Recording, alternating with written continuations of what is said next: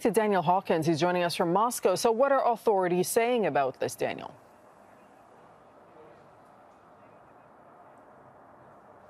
Well, the reaction from authorities, of course, very different to the emotions and the response we're seeing from opposition activists and Navalny's supporters.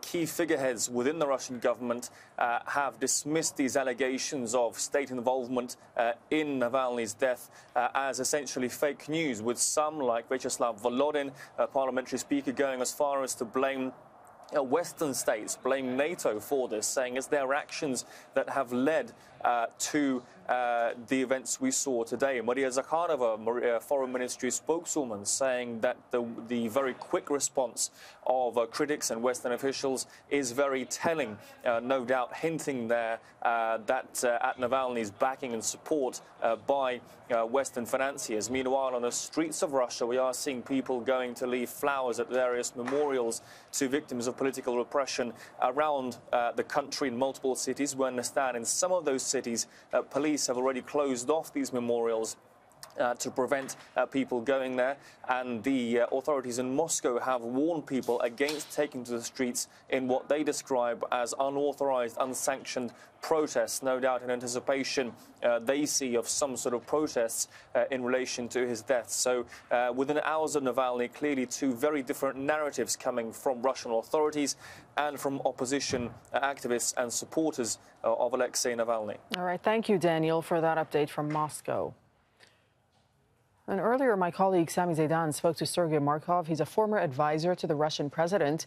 He said that Navalny's pro-American stance cost him his popularity among the Russian people. It will have no result. First of all, Russia announced situation and war, and thousands and thousands of people are dead. And most of the Russians believe that Alexei Navalny share responsibility for beginning of this war, because Alexei Navalny was 100% pro-American, pro-British politician. I knew Alexei Navalny personally. He was very bright, smart, with a lot of sense of humor. And personally, I'm quite pity that he dead, and I pity about his family. My condolences to the members of his family. But now he is already not political figure at all. So, given the fact that Mr. Navalny was previously hospitalized in 2020 for Novichok poisoning, do you think this will increase some suspicion, further suspicion, about whether he was targeted? No, on contrary. For Russian authorities, the death of Alexei Navalny very disadvantageous, very much, because now we will have only 1 month before the presidential elections, on which Vladimir Putin more probably will win in great popular support. So this is bad news for Russian authorities. Also, Alexei Navalny, as you understand, had no political activity, had no political support inside Russia.